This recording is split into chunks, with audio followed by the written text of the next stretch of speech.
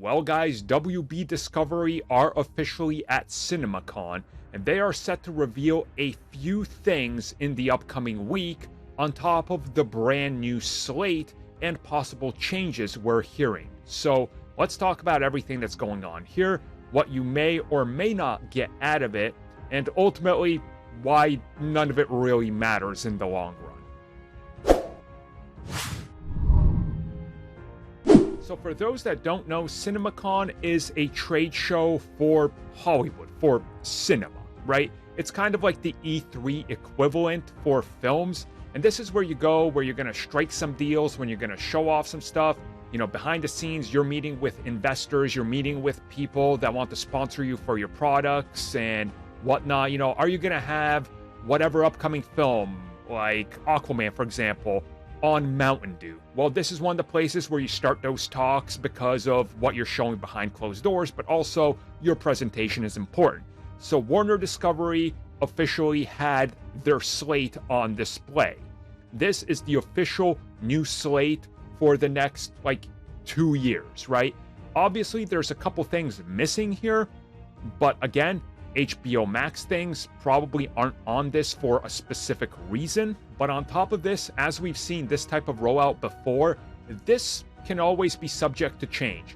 Nothing at CinemaCon guarantees that it sticks by this, but it is a good place to, again, get investors to invest into what you have.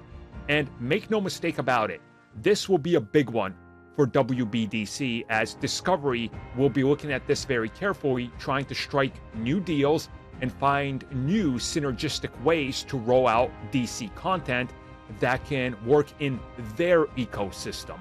This year might be one of the most important years for DC at CinemaCon ever, because there's a lot on the line here. Now, the nature of this show is sometimes they do show stuff.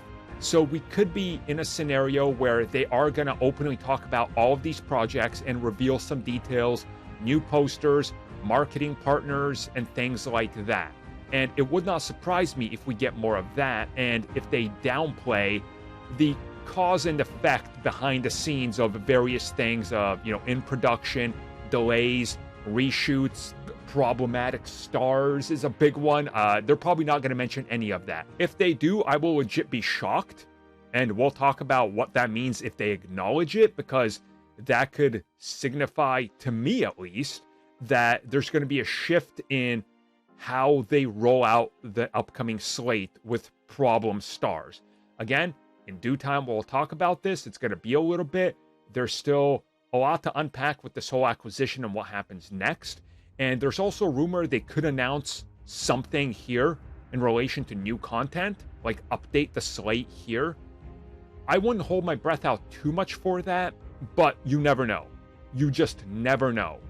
Let's say, for example, they decide to shock the industry and say, hey guys, we've reached an agreement with Universal and they will co-produce Green Lantern with us.